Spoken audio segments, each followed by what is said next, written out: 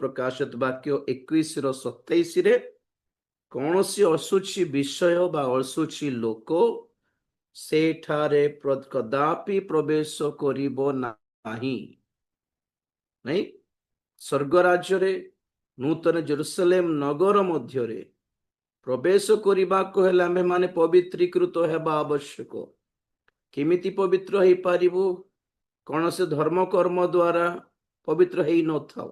ଆମେ ମାନେ ପ୍ରଭୁ ଯୀଶୁ ଖ୍ରୀଷ୍ଟଙ୍କ ରକ୍ତ ଦ୍ୱାରା ପବିତ୍ରୀକୃତ ହେଉ। ଆମେ ମାନେ ପ୍ରଭୁ ଯୀଶୁ ଖ୍ରୀଷ୍ଟଙ୍କର ବାକ୍ୟ ଦ୍ୱାରା ପବିତ୍ରୀକୃତ ହେଉ। ଆଉ ଆମେ ମାନେ ପବିତ୍ର ଆତ୍ମାଙ୍କ ଦ୍ୱାରା ପବିତ୍ରୀକୃତ ହେଉ। ଏହାର ପଦ ପର୍ବ ଆପଣମାନଙ୍କୁ ଦେଇଥିଲି।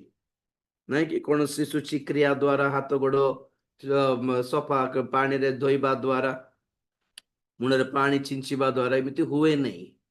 ତ ପ୍ରକୃତରେ ଆମେ ମାନେ ପାପ ଅବସ୍ଥାର ଆମେ ମାନେ କେମିତି ପବିତ୍ରୀକୃତ ହେଇଛୁ? ମାନେ ରକ୍ତ, ବାକ୍ୟ ଏବଂ ପବିତ୍ର ଆତ୍ମାଙ୍କ ଦ୍ୱାରା ପବିତ୍ରୀକୃତ ହୋଇ ଶୁଚୀକୃତ ହୋଇ ପବିତ୍ର ମଣ୍ଡଳୀରେ ସୌଭାଗିତା ପ୍ରାପ୍ତ ହେଲୁ।